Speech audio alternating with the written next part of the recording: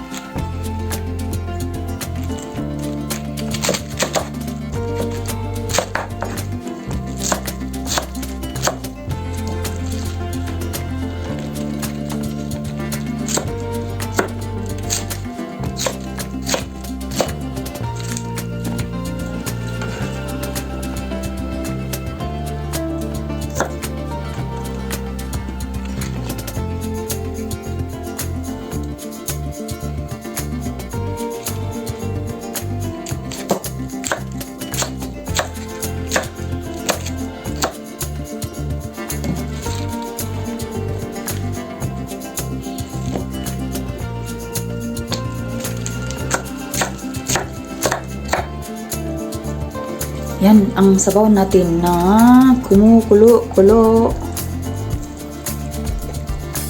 So, ito yung sabaw na niluluto ko. Hindi pa ito tapos. Ito yung karning baka. Hiniwa-hiwa ko. May mga iba-ibang sahog yan. Sibuyas, bawang, luya.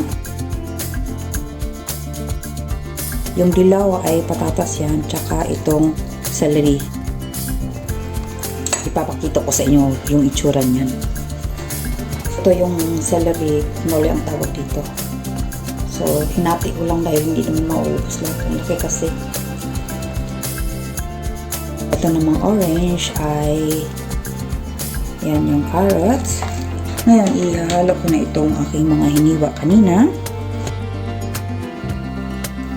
Yan yung tinatawag dito sa Germany na fenchel o fennel sa Ingles.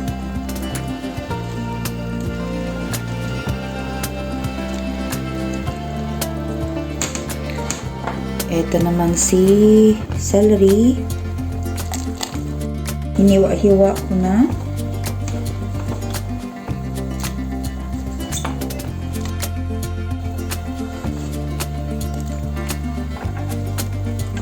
So ngayon, hahayaan ko muna ng mga around 2 minutes para medyo lalambot itong celery na binuhos ko ngayon. Ayan, kailangan lalambot yan. At yung fennel. Ngayon, ibubuhos ko na itong cabbage.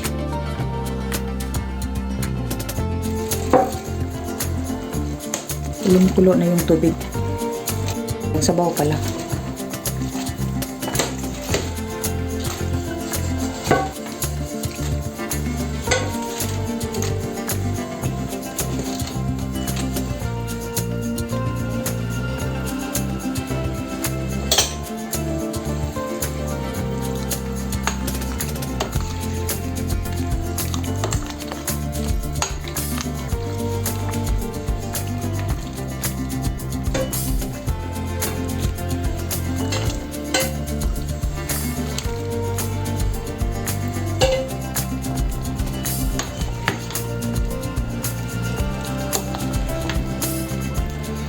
Ngayon, ibubuhos ko itong leek na hiniwa ko. Ang last na sangkap para matapos na ang ating sabaw.